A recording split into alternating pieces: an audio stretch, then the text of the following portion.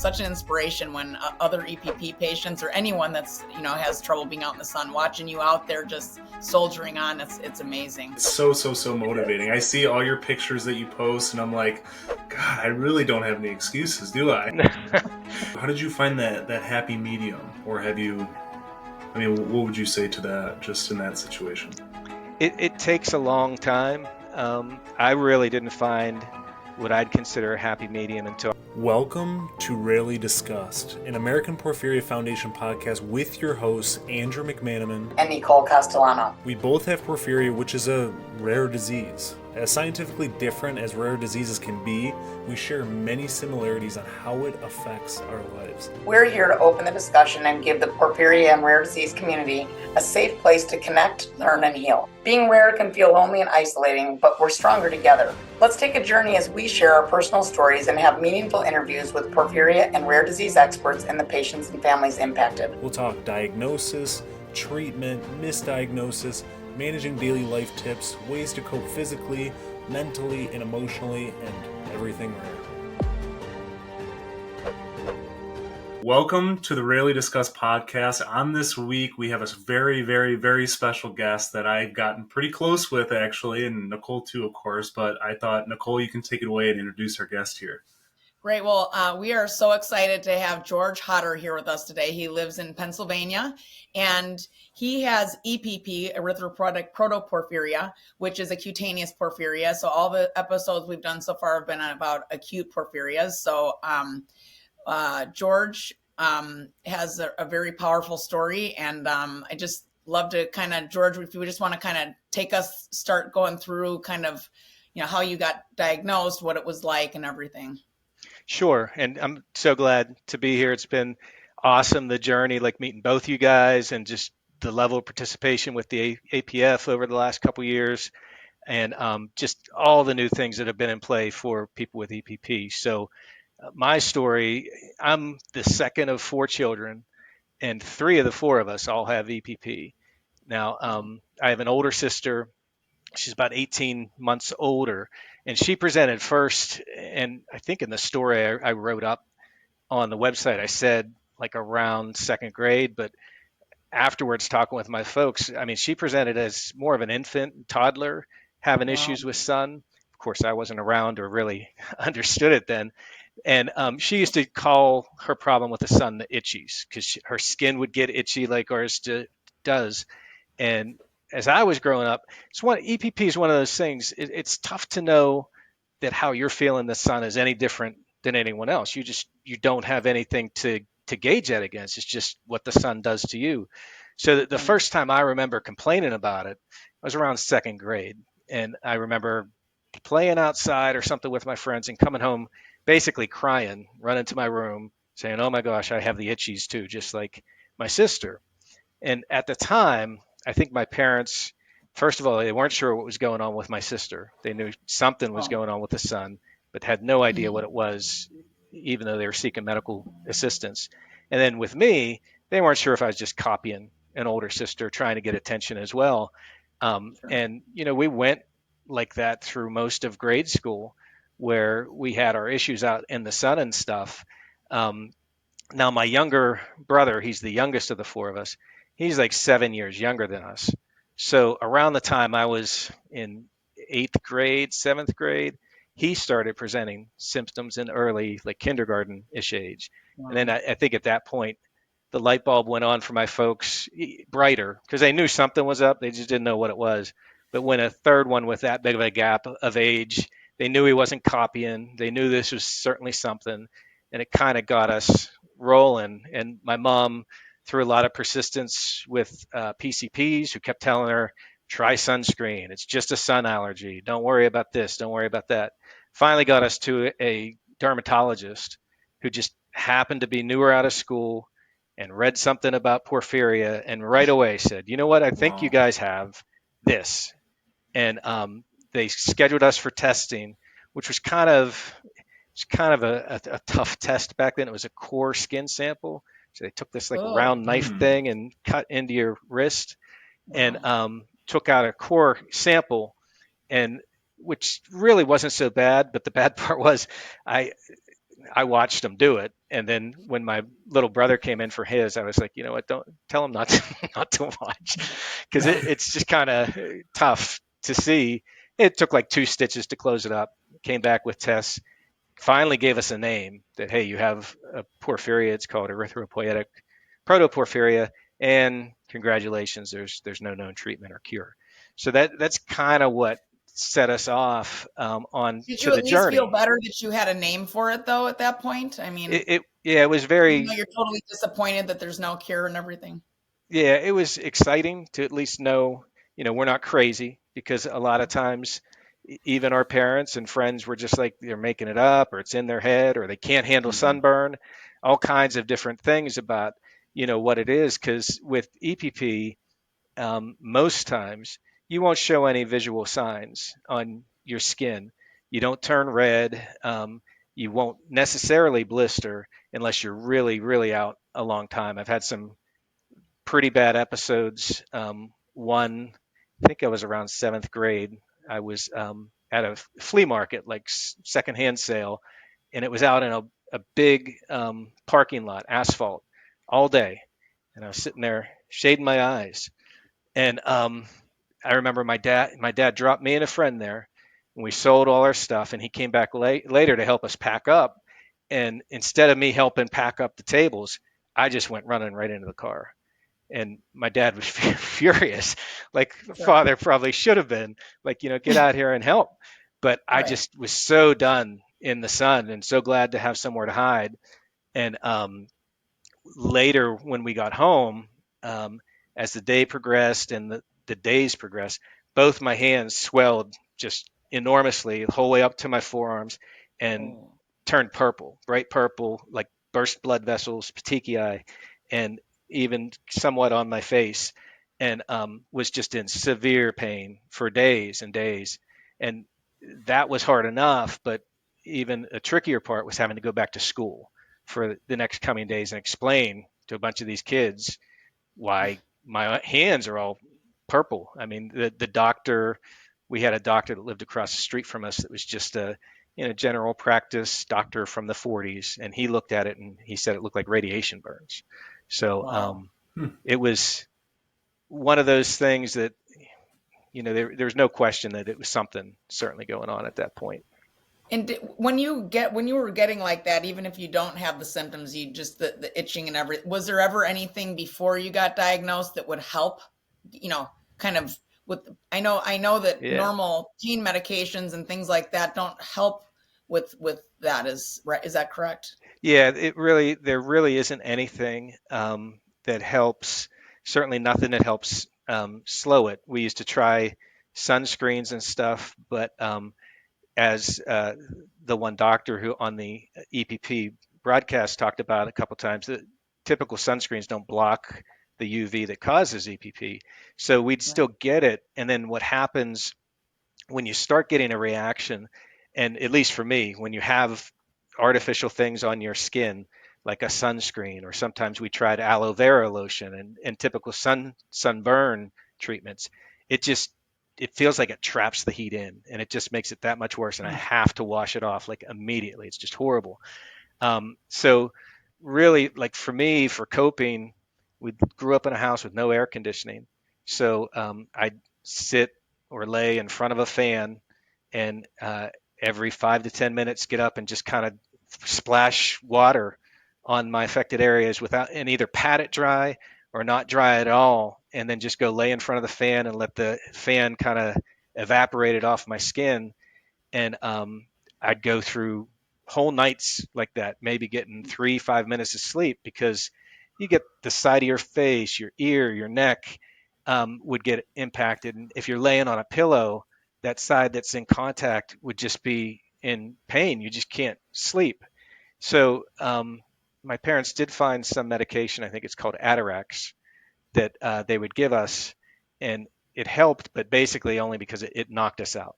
We would Gotcha. become so groggy and stuff, we'd fall asleep, and that would allow us to get some sleep and some relief, but we weren't able to function or realize that we were having that good time. It would just give us some recovery time without so much pain. Oh.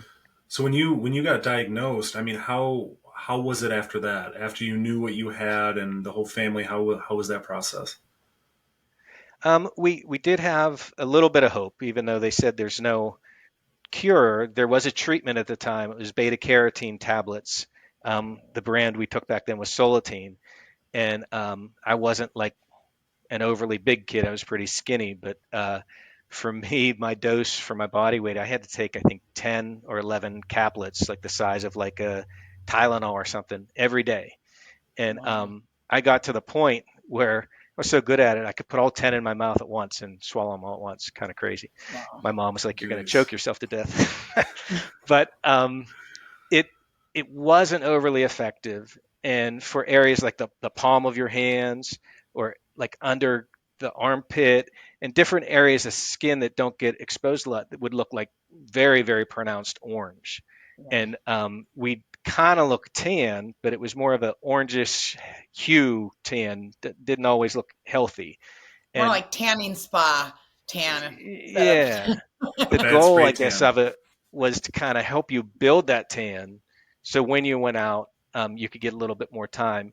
And it did, it had some times of effectiveness, but it wasn't really predictable. Some days I'd get an hour or two, other days I'd be like 5 minutes to 10 minutes, like usual. So it was very frustrating to maybe go out, especially as a teen in high school, wanting to go out with your friends, not be different, be able to participate in things, and then have it cut short, which rarely happened because I would just soldier through. You didn't want to leave and say that you couldn't handle the sun. So it Right. would usually turn into me being in pain for the rest of the week and maybe missing out on the next two or three follow up activities because I just couldn't bear to be outside. Yeah. Oh Yeah. my God. So how did you find that happy medium, or have you? I mean, what would you say to that, just in that situation? It takes a long time. I really didn't find what I'd consider a happy medium until I was living on my own in my 20s and just had full control for the most part of my environment. Because in high school, it's not like my parents were ever pushing me out to do things that I didn't want to do. They were very supportive, but just as a kid, you know, I was a pretty good athlete as a kid. I wanted to play sports. I wanted to go out and do things. I just couldn't do it. That didn't stop me from trying. So, I tried to play on the high school football team and just could not make it through the practices, especially during summer camp. I remember actually one time getting chastised by a coach because we had a long, hard practice in a hot, hot day, and we were all huddled up out there on the field. And he finally cut practice, and I jumped up and I sprinted to the locker room to get inside. And I was in there probably 3 minutes before any other players. In the shower, changed and everything, and the coach came and yelled at me. He's like, "Oh, you're going to run like that after practice? Why can't you run like that in practice?" And nobody understood what it was. So it wasn't worth me explaining that, hey, I have this condition, because especially to a football coach, they would just see it as weakness. And Hmm. so, you know, that among other things with, activities with friends and stuff, you just did it as best you could. Now, once I got out on my own, I found companies like Salambra that have sun protective clothing and stuff that I would buy and try to use to help myself through the day. I changed where I lived in relation to work so that when I would commute into work, the sun would be behind me or on the passenger side of the car, Wow. going and coming, and just silly things like that that people wouldn't even think of. Very Right. important to someone with EPP. And, I was more confident of explaining to people at work or friends that I was limited in being out and I would just manage my time better. But Hmm. still, you have your friends, you want to go out and you want to do your fun. And I would still do it. And for a lot of that time, none of my friends, even close friends, really knew that I had anything wrong with me. I think a lot of us with EPP are very good at keeping it to yourself. You hide it, you try to look like you're normal, and because it's just tough to trust people with that information because it's typically not taken very seriously, and everyone's like, yeah, I have a friend that burns easily too, or I have a cousin that does, and Like, it's nothing like that. Yeah, right, right. It's yeah, absolutely. I was going to say, even people listening, when they're talking about you finding a place to sleep, we've all probably, gotten sun poisoning or gotten too sunburned and felt that. But I can't even imagine what the pain of EPP is, because that's bad enough, just a bad sunburn. So I can't even imagine the pain, that you have to go through. well, it's And keeping interesting. it yourself, that's got to be so hard, especially being a guy, like you said, you don't want to look weak. You know what I mean? Right. I just, it's got to be difficult. Yeah, I had real sunburn once or twice in my life, and it certainly hurts. But yeah, it's nothing like the EPP. It's just such a different kind of pain where EPP just it consecutively gets stronger and stronger and stronger until you like get off the sheet or get some relief, and it just will go on for days at times before you can really get uninterrupted sleep. So, how would you say just now, just where you are and just going through that whole journey, how you're coping with it now, or are you still struggling with that? In some ways I still am. This process through telling my story on the one thing that we did before on the Facebook podcast, and now this, and writing the story, it's been very cathartic. It's good to just talk about it in such an open way. I try to do it. It helps me, but just to help others, let them know that they're not on their own. Other people have experienced the same stuff, and the times I've met people with EPP, you hear the exact same story over and over again about how difficult it was to get diagnosed and everything else. And day to day now, I'm in my fourth year now on Sines, and it's to the point that sometimes I almost forget that I have EPP. But then I That's have a amazing. weekend like this past one, and it will remind me that Oh I no. do. Because I had a race. I raced mountain bikes, as we haven't mentioned here, but yeah, I do that. And I had a race that was about 2, 3 hours away on Sunday. So I spent pretty much a whole day either in the car or on the racetrack and coming back, and did fine. But then the next day, I went and did like a destination trip to a different area in Pennsylvania to ride some abandoned road. And the round trip for that stop and another stop I did was about 5.5 hours in the car. And then I stopped and did two rides that totaled about 2 hours. And on the way home from the second ride, I was hiding from the sun in the car. I had had enough, and it was painful. And it just kind of reminds you that, I'm not invincible. I still have this. And Yeah. it wasn't bad, but today it was bad enough. I'm not ready to go outside yet. Right Gotcha. before we started here, I went out to get the mail, and it was kind of like a, get your strength up and walk out to the mailbox, get the mail, and come back in, because just being Oh, in the wow. heat is uncomfortable. So I use a I lot just of the want to same say, for tricks. everyone that's listening, that you're being kind of humble about your bike racing. You do a lot, and I know you've gotten you've won a lot of races, and you've gotten faster and better the more you've been able to be outside. And I mean, it's just such an inspiration when other EPP patients or anyone that's has trouble being out in the sun, watching you out there just soldiering on. It's amazing. I just want to, you kind of glossed over. I ride my mountain bike. It's so motivating. It's so motivating. I see all your pictures that you post, and I'm like, God, I really don't have any excuses, do I? And it's just it's Well, so cool to see. and thank you for that, Nicole. I certainly, I'm not winning. I haven't really won yet. In the previous class that I was in, I did podium a couple times, and I was always really close to podium.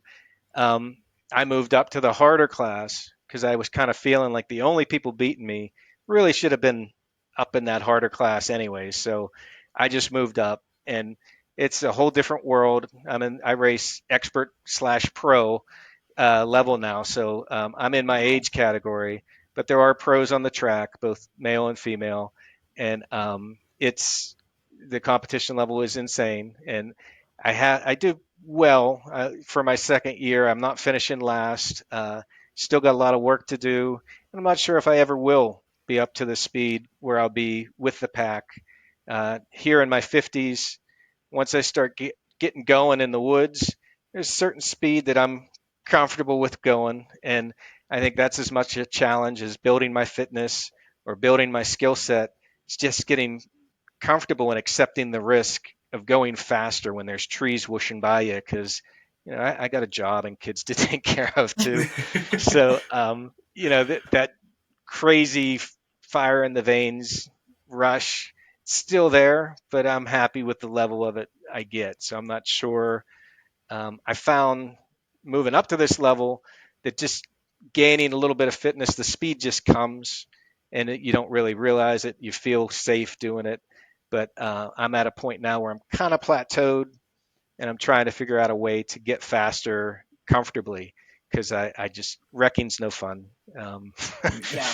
Of Right. course. You know, that's for sure. I thought you did in your age group last year. I thought you won. I thought you did win. No, well, I took a third. Last year I took third in one race, Okay. so I was on the podium. And then the previous year in the lower category, I took a second. And I think in the 2 years in the category below, the first year I finished fourth for the 11 race series, so Oh, wow. fourth out of 20 riders, and I was in third until the last race. I lost. I didn't do well enough in the last race. One guy passed me in standings. And then the next year, I was all motivated. I'm like, I'm going to podium the season, and I came in fifth. So a whole lot of people that were very good got attracted to the category because it was real competitive, and they were just faster than me. So came in fifth, That's but then fun. moved up. And right now, out of I think there's 20 some riders in the Cat 1 50-59 group, and I'm sitting in seventh. So I That's good. say I'm not doing well, but it's kind of a deceptive seventh because until They're everybody so good. gets 7 races in, we're not really on the same playing field. I have a couple more races than a lot of those guys, so I have more points just because I've been out more. Yeah. So, That's in, good. in It's the, I know we amazing talked that you about. can do that. It's amazing you can do that. No one else, I'm sure, is dealing with worrying about this. How long they can be in the sun and doing that. So it's Right. incredible. It's very inspiring. Thank you. And I know I was talking about coping a little bit too, but I mean, how important do you think that is just to have that aspect of your life that you're working towards something? And I mean, would you say it's provided a pretty good distraction from what you're dealing with as just that whole thing overall? Yeah, it really is. And for me, even when I had to wear, like, I'd wear arm sleeves on my short sleeve jerseys when I would mountain bike pre-Cines and Cines. I always mispronounce it. But it's one of those things where when I'm out doing an activity like that, and you're just focused on that next obstacle or climbing that next hill and just going, it allows your brain to kind of just not worry about the EPP. And it's a positive, but it's also the trap, because then sometimes you do overdo it and then you're paying for it later. But I do find, especially now, the fact that I can go out and the race yesterday, a little over 14 miles at a ski resort. I think over the 14 miles, I climbed almost 2,700 vertical feet, and I didn't have to stop once to like rest or catch my breath. And when I was talking with some of my buddies after the race, who are also new and or struggling, the one guy, Doug, who's doing really well at this level, he reminded me, and this other guy, hey, how many average Americans could do what we're doing here today? People just aren't in this kind of shape. They can't do it. And so even though we're struggling to maybe compete with the guys at the front, we're way ahead of like your typical novice or even couch potato person as to what we can do. Because Mm-hmm. back when I would start racing or start riding, you do one big climb, and I'd sit at the top of the hill for 5-10 minutes, catching my breath, talking with friends, and then go again. And now I can ride. I've ridden 4 hours in some races and never had to come off the bike on It's tough crazy. stuff. So it's cool, and it makes me feel good to know that I can be out there that long, unprotected, and still go home without worrying about being, tied to my bedroom in the dark, trying to recover for all those days. Yeah.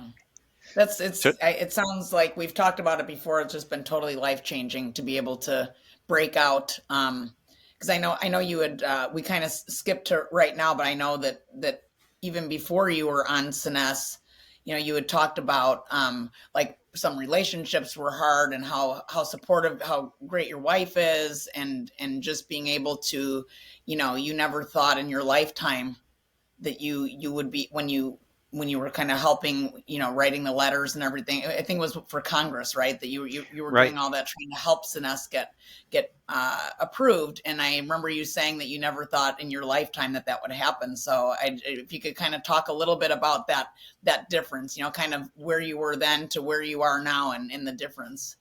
Yeah, certainly. In the early 2000s, I was, a single guy in my 20s, and kind of gave up on the Solitine and other treatments and was just managing my own condition.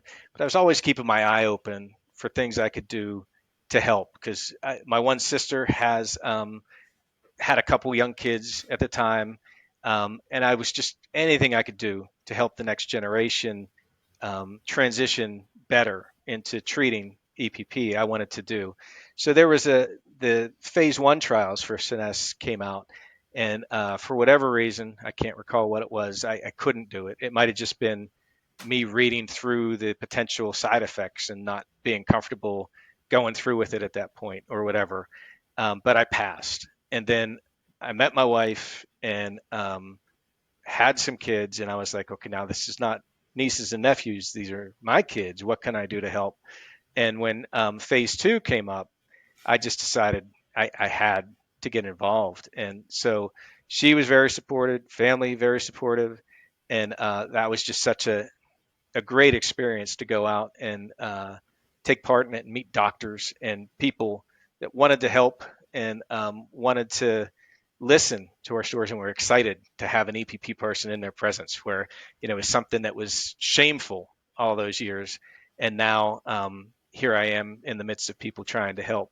So that part was great, but to get there was very hard as a 20 something, because just having this condition and knowing your limitations and going outside and doing things. And I think every person in their life, when they're looking for romantic relationships, they realize that there may be quirks about them or things that people aren't going to like, that they're self-conscious about. And Yeah. but a lot of that is just wonder. I think I'm weird. I think I'm odd. For me, I knew I was different. I absolutely knew it. There is no doubt. Despite me being different and nerdy as it is. I know it's like everyone's gonna go, it's so wonderful that you're different, and you're like, well, it is, but it's not. Like, Yeah, but I'm I just just teasing. That's the knew, same. if you have your I'm definitely mythical weird. perfect guy checklist, I knew there was a big red X for me with my limitations in the sun, because at least I felt that, and I certainly experienced it a lot of times where people just didn't want to be around somebody who couldn't be in the sun. And after a while, I just got tired of dealing with it and not knowing how to deal. I didn't know how to put myself in environments where I could meet people, because you're just so limited on activities that you can do. And when I met my wife to be, she was very open with some of her past relationships and issues that she had, which made me immediately comfortable to share mine as well. And right from the get go, we kind of saw, hey, we're both flawed, and who isn't? But just Right. to get it out there on the table right away, it just kind of took away a lot of the anxiety, I think, for both of us, and really helped us move along through and uh, manage the things that we both had going on. If I needed her to drive because I just couldn't sit on that side of the car anymore or anything, it wasn't any kind of like surprise thing. So um, it really helped. But being single through your 20s, and like before I met my wife, I was confident I was going to be a bachelor the rest of my life. And about probably a week after I came to that assessment, I met her. I saw her across a crowded bar, and I'm like, talking to my friends, I'm like, I'm going to go meet that girl tonight. I have chills. That's so great. You told me that. That's awesome. I didn't know that it was a week after you kind of felt like that. Yeah, it was Wow. really crazy timing, and for how it was at a bar, happy hour, and for how packed the place was that I even saw her was Right. crazy. But it would be almost like a movie scene where you just see this person, and I'm like, and they put the spotlight or something. I'm like, I got to meet that girl, and Wow. I did meet her. Walked up to her and her four friends and just introduced myself, and asked her out like 3 or 4 times after that over the phone. She said no every time. And then Wow. finally, one night I called and I'm telling myself, I'm like, this is the last time you're calling her. It's the last time you're calling her. And she accepted the date, and we've been together ever since. So Wow. it's funny how things work. That is. Playing The So hard to last get hold time for out you you. hope. called. Yeah. So That's in great. terms just, I know, just getting married and building that family, how was that process for you, just knowing what you have and just having kids with that in mind? Oh, man, it's having kids is tough with EPP. I mean, they're such a blessing and everything, but there's probably no power in the world that can cause you to overdo it in the sun than a kid that wants to like continue swimming or continue playing when they can't do it on their own, and you're out in a hot And swimming they never pool. want to stop. It'll never be Right. long enough. So Mm-hmm. Yeah. So, I mean, love them to death, would never trade any of it. But just it can be tough as a parent because you're in those situations where you know you're hurting yourself, but you're doing it anyways for your kids.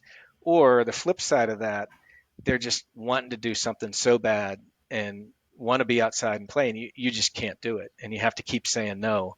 And it's tough, and they don't understand at the young ages.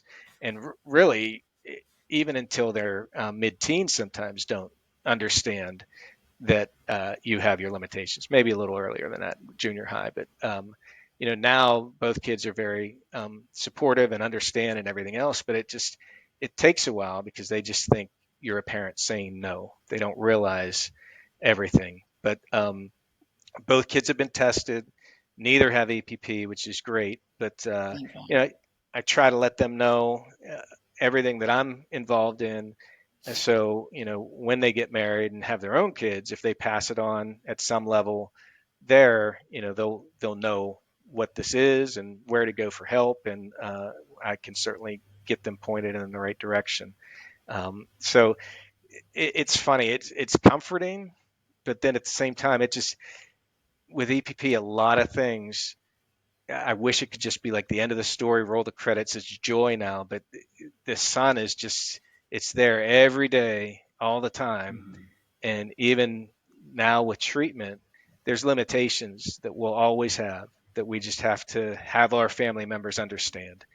And as as a person who sees himself as the parent, leader of a family, whatever, that's tough to know that you just can't always meet all the expectations, but in a lot of ways, nobody ever can. It's just, I was just gonna say, I think yeah, that's true, but I think it's also true. I obviously don't have kids, but it just you do see that it's just there are always challenges for everybody, and they could all be different, but they're always there. right. And like my daughter, she's getting ready to go away to college this coming fall, and she'll be playing field hockey at a Division III school in Pennsylvania, which is Wow. awesome. And but to go and just watch her in the games, even with Sinus, sometimes it's tough. The sun it's tough on us, and especially when you've gone through years and years of feeling a certain kind of heat and just knowing I really just don't want to be in this. Right. It's tough when you have a loved one that you want to support and you just Yeah. can't, or you're limited in how much you can because of it. Sure. Yeah. And what Yeah. would you say just with other people that are dealing with EPP? I mean, some people that are just struggling and really haven't found a balance? I know there's not really a balance, but it's just you're working with what you got. But what would you say to somebody? Well, and I think for a balance, I think, finding things that work for you is good. And, if you can find a way to get some protective clothing, and, do tricks like I did with, maybe you don't move to change your commute, but anytime I do long distance travel, not only do I, Google the directions, I'll actually look at the directions and base my leaving time on when I'm going south or when I'm going east or when I'm going west. Because we can't drive into a sun that's rising. We can't drive into a sun that's setting. If we're going south, we're going to want the sun to our west. Just Right. any little tricks like that that you can do to help get you where you need to go, and find resources like the APF. Talk to other people with ideas.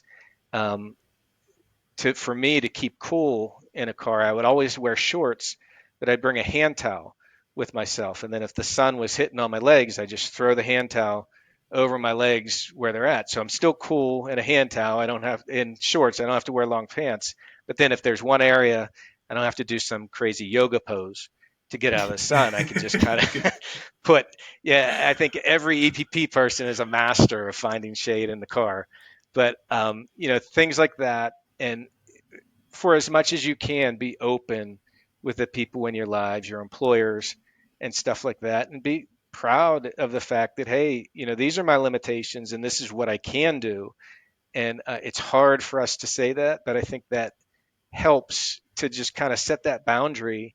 And when they laugh it off or say, oh yeah, I whatever, you just Yeah. have to stand firm, because business lunches or outings where people want to sit and eat outside, or they do some gathering outside that I would have to miss. If people would ask my opinion, I would always specifically say, well, no, I can't do that. No, I can't sit at the table near the window. Can we sit in the interior of the restaurant?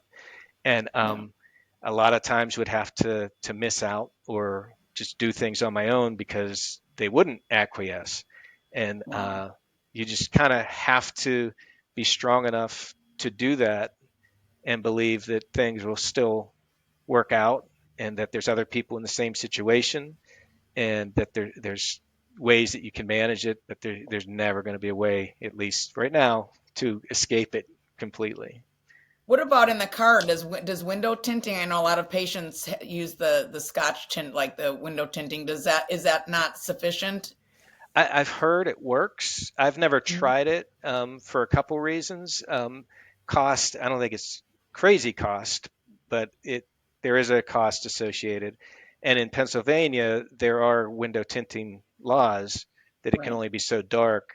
And rather than just having to deal with the occasional stoppage and showing a card that, yes, I'm allowed to have this, I never did it. Yeah. I typically will find cars that that's funny that you mentioned it, because one of the ways that I'll shop for cars is when I sit down and I'm driving it, I'll kind of just get a feel for what the sun coverage is like. Wow.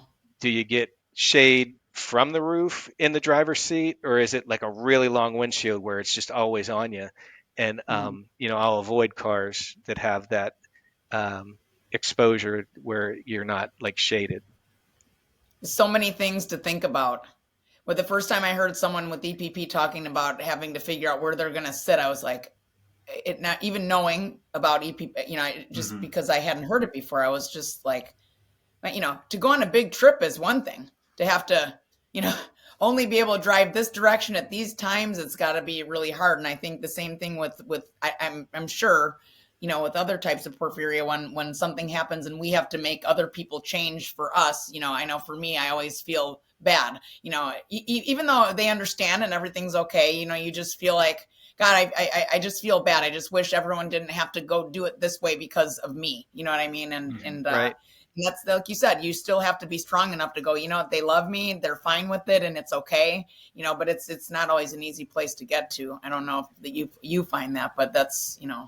No, and it's true. And I mean, if they don't accept you for that, then maybe they shouldn't be in your life. And that's a hard thing to get to at times, especially if you care for somebody.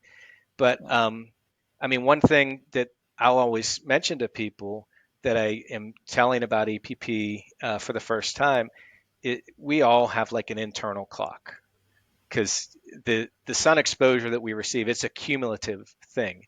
It's not like my limit's 15 minutes and I can go out 13 and go inside and come back out in an hour and do 13 again. No, I mean, that 13 is on the clock, and it's probably going to take me 2 hours to reclaim those 13 minutes before I can go out and try again. And so every EPP person, no matter where they are, if the sun's hitting their skin, they're thinking and they're timing in their head, and they're waiting for like those reaction precursors. Am I feeling a tingling? Am I feeling this? Am I feeling, like, always? It's exhausting, but we're used to it. So to us, it's not necessarily exhausting until you don't have to worry about it anymore. But you're just always looking for shade. Where can I escape if this gets too bad? How long have I been in the sun? I still have to drive home, or I still have to go to this event next. Will I be able to? And it's just things like that, always on our minds. Yeah, that's it. It just makes everything, like we were talking about, for different reasons, but for acute porphyrias and EPP, it just, and actually a lot of the acutes, that most of them have the same, they're not as sensitive maybe as an EPP patient, but they still are affected by the sun and everything. It's amazing how all of us, just having porphyria, even if we don't really understand because we haven't been through the same things, we just know, we still deal with the same issues. They're just a little different. So that's why I just love our community so much. It's just people just, They get it. Like right away you meet someone and you don't have to go through all the stuff that you're explaining. I can only do this and that, they just get it. So it's nice. And that exposure management, for lack of a better term, and that internal clock we have, for me, that was one of the biggest hurdles with having SINES and treatment, is turning that off. Because there's just some innate learning that our body has done and that we have done on, what kind of day is too hot, what kind of sun is too intense, and we just react to it as our mechanism to survive through the day. And a lot of times we see it as a start of a reaction. But when I was under treatment for a while, I started like forcing myself to push past some of those triggers and see, okay, I'm feeling this, but am I really getting a reaction or not? And I found the further I pushed past, the better the result. I wasn't really having a reaction. But then unfortunately the trap of SINES is eventually you will, if you're out long enough. So you still have to, relearn what a bad sign is and what your remembered defense mechanism is, and try to sort that out. But the good news is, with it, when you do have reactions, they're usually much less severe, and you recover much faster from them. So I still swell. You can't really tell I'm swollen, but I don't have my wedding ring on. My fingers will swell, and I can't get the ring to come off at times. So when I go to races or other events, I just won't wear the ring, because some days I'm really having to tug to get it off before it becomes a problem. So, yeah. When you were in the trial, was it I can't remember phase 2. Is that where they had a placebo, or was everybody getting? Because I know a lot of patients have said, you're basically asking me to jump into a pot of boiling water, if I don't know that I'm going to have this. Like how hard was that to venture out into the sun? Because I know with trials, it's always very hard, because you guys have to, you said even with, you have to push past these things to have enough time to make sure that the medicine works. So how was that experience for you? It was very hard. I don't think people understand how hard that is. It was really hard, because when I was in the trials, I would say, let me see, it's 13 years. I was in my early 40s. So, from second grade to my early 40s, managing with it how I do, and then in a trial that there was placebo and there was actual. So you don't know if you have the drug. And then doctors are trying to encourage you, hey, go out and see what happens. And, I'm Right. telling myself, well, I know what's going to happen and I don't want to Yeah. go out, Jeez. So when I would No go out, surprise there. I would still wear my protective clothing and stuff. And, you know, the times that I wouldn't, it would feel the same to me because intense sunlight to a person with an EPP, it just makes the hair on your arms stand up. It makes you say, get out, get out, get out, internal voice in your head. You don't get to sit there and like think and assess, is this really burning me or not? I mean, all your alarms are going off internally like crazy to get out. And it's hard to push past that. But somehow I did late in the trial. I tried, and I had a couple really successful days where I felt fine. And back in those days, I had a classic car, the 1969 Corvette Stingray with Wow. T-tops that I could never drive around with the T-tops out. No way. And I drove around for 2 hours one day in the trial, T-tops out, 80, 90 degrees. And I was like, this is amazing. I would have never thought, to me, it wasn't a car with T-tops because I could never have them out. Because the thing with in the cars that people also don't realize, you get stuck at too many traffic lights, you get caught in traffic or construction. I mean, that's a Right. big deal for an EPP person that needs out of the sun in 10 minutes and say they're Mhm. stuck 30 minutes or Oh, longer. It's just you're trapped behind the wheel. It's horrible. So, to be able to drive around in a T-top on hot days, it was pretty cool. that's awesome. That's cool. Wow. That's so did you have so you were getting the drug then when you I did. Yeah, I was getting the drug and wasn't really sure until that time. I think it was like a 3 month trial, maybe a little longer, 6 month trial.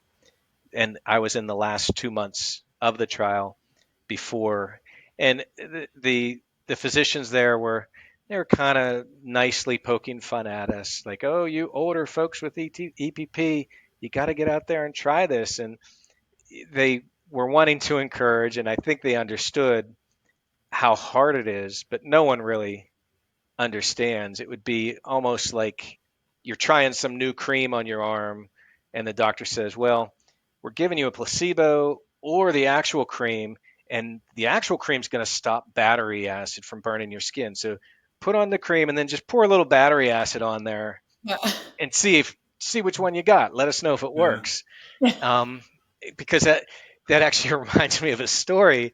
When I was a young homeowner, we had to strip our deck in the back. It was a opaque stain, and we Oh needed boy. to strip it to redo it.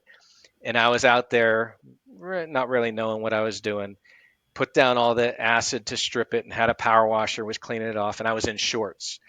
And as I was out there working for a while, I felt this stinging burning on the front of my legs and back of my legs. And it was a sunny day. And I'm like, I'm getting EPP reaction. I'm almost done. I just got to work through this. And again, just horrible pain. I'm like, almost done. Just keep working through it. And then I came inside. Both my legs were bleeding. So I had acid Oh, burns from the acid splashing up on my legs that was oh actually my melting my skin and causing me to bleed. And to me, it felt like a mild start of an EPP reaction.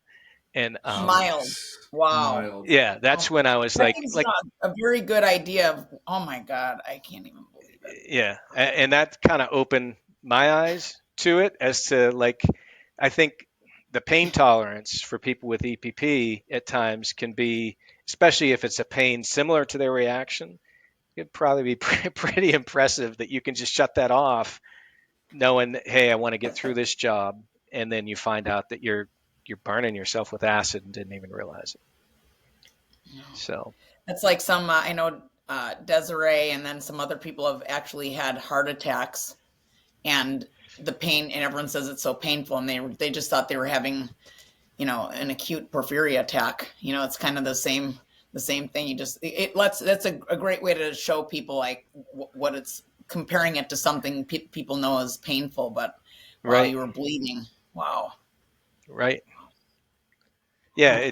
I mean, it was eye-opening to me that I could do that and not. I mean, I didn't even think to look down and check my legs to see if there was anything else.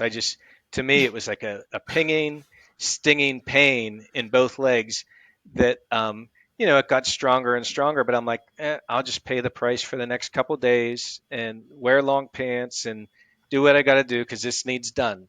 And then, when I go in to take a break, I see that there's blood rolling down both my legs from Holy moly. burns. Yeah. So even with sun covered clothing, do you still feel the effects of it, of the sun, and just how does that affect you? You can. It depends on how good the sun protective clothing is, and but the stuff I've gotten from Salambra has been really good. It's expensive, but anybody that's out there considering it, I'm not sure about other brands, but try it. They're expensive, but it's well worth it. The one I probably bought it 20 years ago. I'm still using it. It's still effective. But the biggest problem is your hands, your face, your neck are areas that you just typically can't cover. I am follically challenged, as you see, and I found out that I was getting a bald spot on the back of my head from EPP. I was outside one day and started feeling a reaction on the top of my head and never had that before. And I realized it was just because I didn't have hair there anymore to block the sun. So um, when I mountain bike, I would typically wear a bandana under my helmet just to give me a layer of coverage between the sun. And I don't need to anymore with Sinesse, but things like that typically people that go out and lay out in the sun, they don't think about tanning their ears or tanning the top of their head or the back of their neck or the sides of their face, but those are like areas of us that we just can't cover. So Have you ever had, I know some EPP patients are sensitive also to, because there's a certain nanometer wavelength that that makes this, the porphyrins kind of get affected from the light. Have you ever had, and I have heard the top of the head from fluorescent lights and things like that. Have you ever had like from kids that are in school when they have to sit there and they become like bald on top of their head? I don't know from EPP, but I do know some of the acute porphyrias. Did you ever? I know sometimes blue light from the computer. I know APP patients that burns their face. Have you ever had to deal with that at all? not that I noticed. I think my sister, she was having issues with her hands. She's a dental hygienist, and I don't know. I can't recall if she ever found out if it was just a latex allergy to the gloves she was wearing, or if there was something with the lighting in the office. But it was something like that. But to my knowledge, like the way I was explaining earlier, that we all kind of have a daily tolerance that cumulatively builds up. It's possible that maybe some of that UV internal light bugs me and shortens my time outside, but That's true. I've never noticed just getting a reaction from internal or artificial lighting, Well, that's. thankfully. I was gonna say just one tiny thing. Thing that's good, right? Yes, What- yeah. you have your said your sister and your younger brother both have it. Do you think I would think that having it as a family, just your family usually is a great support system, but they really get it. I mean, that's got to be kind of not nice because obviously we wish nobody had porphyria, but Right. is that really helpful? Like, just to kind of like a band of support because of that and kind of sharing tips. You have like an internal support group almost, unfortunately. Right. Yeah, I mean, it is and it isn't because in some ways you have another person that has it, but in other ways you're just the weird family now. You're not just the weird kid. It's all of us. So I remember as a young kid, we went away to a camp somewhere in like New Jersey, and it was like a church camp or something. My parents took us all on, and the parents were off doing their things, and my sister's age group was off doing their things, and I was in with mine. and some of the kids were making fun of my sister. They didn't realize that I was the brother. They're like, "Can you believe it? This girl's allergic to the sun and can't she?" And I like nearly got in a fight with half the guys there. So Like you a have good brother that. should. You Defend have your that sister. level of support where any one of them would certainly stand up with you and defend and help explain your point of view. But at the same time, I think for all of us, we have different levels of sensitivity. We had different post treatments that worked for us. Like what worked for me, my sister couldn't stand having water on her skin. She would never do that. So, we had an understanding and support and empathy for each other, but we're still very much individuals in what worked for us and in how much exposure we could tolerate. They've said over the years they've felt of the three of us that I have it the worst. I I don't know that that's necessarily the case. Maybe I was just the most stubborn with not adjusting to it. But I mean, every one of them have had bad reactions. I think I've had the most landmark type reactions. But my sister, she's more fair skinned. She doesn't tan easily. I do tan quite easily when I can be out enough. So a lot of times that was my goal, is I would just push and push and push to try to get the tan, because then I could be out longer. And my brother similarly could tan easier, so I think he kind of took that approach. But it's tough. It's a kind of condition where the sufferer is, they have to find what works for them. There's only so much that others can do. Even if those others have EPP, I could tell them till I'm blue in the face what works for me, and they're either going to do it or they're not. So you certainly have the shoulder to cry on and that support, but in a lot of ways, we were all very different in how we coped with it over the Wow. years. Yeah, but it has been good. My brother's in the trial for the bitoperine right now, and that's Oh, working great. well for Good. him. My Good. sister, I'm trying to get her interested and involved in doing another trial for that as well, just to get them some uh, exposure and experience with like normalcy. So Sure. my brother's been having good success with his, so I'm hoping that Well, I'm continues sure for they him. were That's inspired awesome. by you going in, and because I with those trials you can get a placebo, so it again it's it's scary. I would imagine for us we don't I don't know we don't have we have triggers for acute porphyria, but it sounds like they can be kind of control. I don't know if it's easier, but it just sounds like there's so much out of someone who has EPP or control.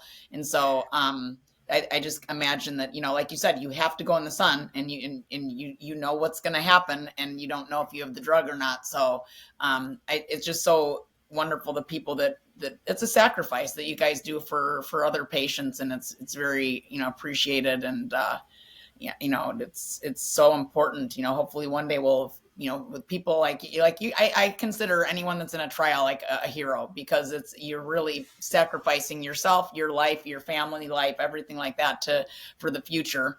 And then one thing I didn't mention at the beginning was that you're for the American Porphyria Foundation, you're on the member advisory board, and you're really helpful. And that talk that you gave was so impactful. The younger girl you were talking to, I think it just that one interaction, I think she said it just made such a difference for her. And you've also come up with, we had an EPP testing program, and you kind of came up with the name, the estimated Right.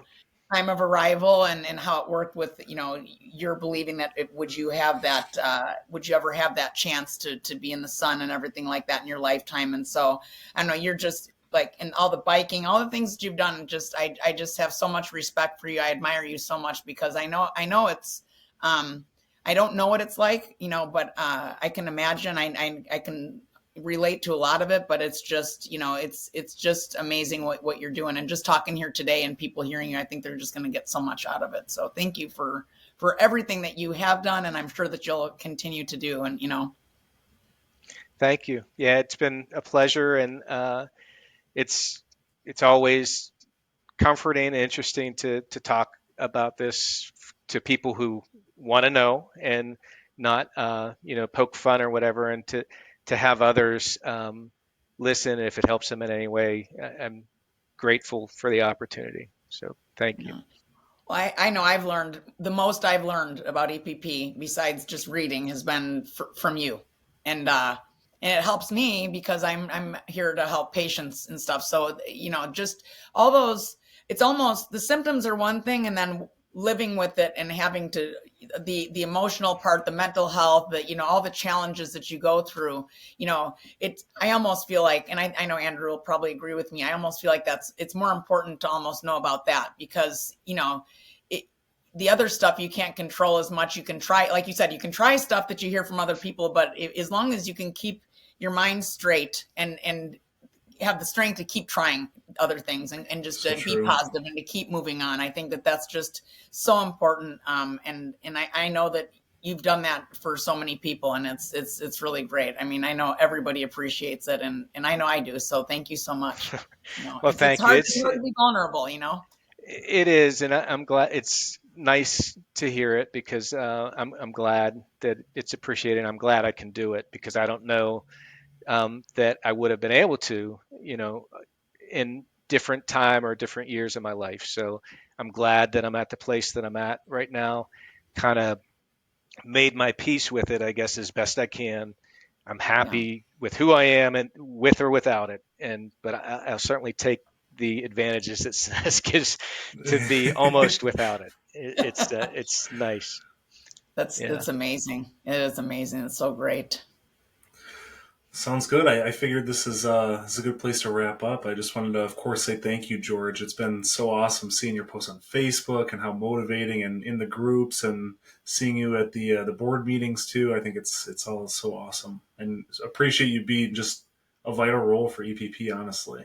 And I, like Nicole said, I mean, I obviously I knew nothing about it, and then it's just when you branch out and see all these other porphyrias and listen to the stories and really get in depth, it's just been really nice and to hear your story and everything you go through. Thank you. Yeah, and I've learned so much about the acutes because it's, granted they're all in the same family, but that side has always been such a mystery to me, and in a lot of ways still is. So I look forward to learning more and more about each of your conditions through this podcast and through the other guests you have.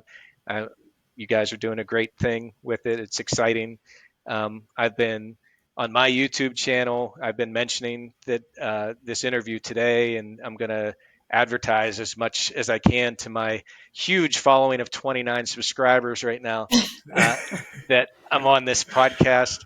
But, hopefully that'll grow. I actually, at this last race, I had my first fan actually come up to me and say, "Hey, I watch and I really love your video." He's like a 7 or 10-year-old boy.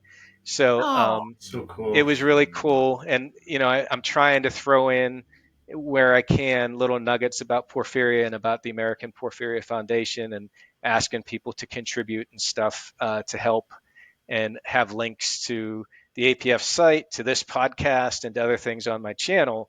So trying to do what I can to foster some awareness by wearing the APF colors on my racing kit, which I actually amazing. I brought right here just as wow, look at that. I know. Case. So cool looking. And then on the back, it has the whole Porphyria Stronger Together. Don't know if that comes backwards or not, but yeah. So, I'm definitely very visible in purple in the woods, but anything I can do to help get the message out there, get more people on board, I'm all for it. And I think you guys are doing a great job with the podcast, and glad to be a part of it. Oh, thank you so much. That's great. And if anyone is interested in, you can help someone order that, right? If anyone else wants some APF gear, right? Because I know you have the link for that. So yes, yep, yeah, I can. It's a custom jersey design place that I can make them through, and I can order them for you. Yep, that's great. Well, thank you so much, George. It was so great having you, and I'm sure we'll have you on again, but thank you so much. This was absolutely wonderful. We really appreciate it. Thank you, George. Awesome. Loved it. Thank you. Thank you for taking the time out of your day to listen to our podcast. If you enjoyed this episode, please share it with friends, family, or anyone who could benefit. And please don't forget to subscribe and leave a review on your preferred platform. It helps us spread awareness, and we would be extremely grateful. You can also follow Rarely Discussed on Instagram, YouTube, as well as TikTok. If you're someone seeking diagnosis for porphyria, visit porphyriafoundation.org to receive a free doctor packet, forms for free DNA testing, and a list of doctors in your area. Stay tuned for more episodes of Rarely Discussed.